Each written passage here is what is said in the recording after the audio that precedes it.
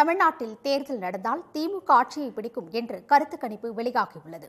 Chennai Loyola கல்லூரி முன்னாள் மாணவர்கள் அமைப்பான பண்பாடு மக்கள் தொடர்பகம் மேற்கொண்ட கருத்து கணிப்பில் இந்த தகவல் வெளியாகியுள்ளது.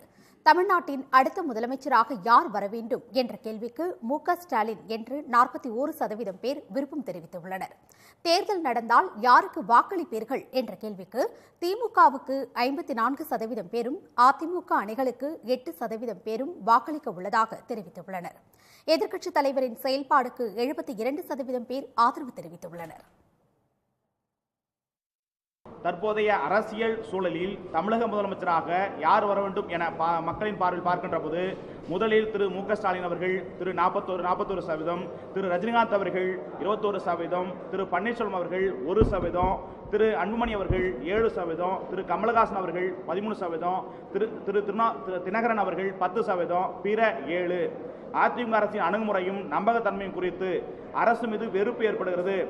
அரசு மீது வெறுப்பு என்று சொல்கிற போது தற்சமயம் அமைச்சர்கள், சட்டமன்ற உறுப்பினர்கள் இவர்களுடைய நிர்வாக செயல்படல் மீது அதிக வெறுப்பு ஏற்படுகிறது என்று சொல்லக்கூடியவர்கள் 61% பேர். அதிமுக அரசின் அணுகுமுறையும் நம்பகத்தன்மையும் வெறுப்பை அளிப்பதாக 61% பேர் தெரிவித்துள்ளனர்.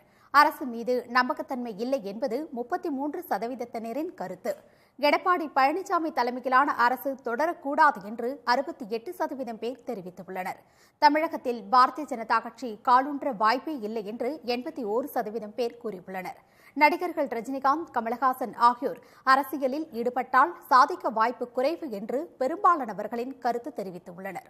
அதிமுகவில் தினகரனுக்கு 70%, எடப்பாடி பழனிசாமி, ஓ பன்னீர்செல்வம் ஆகியோருக்கு 24% செல்வாக்கு இருப்பதாக கள ஆய்வில் குறிப்பிடப்பட்டுள்ளது.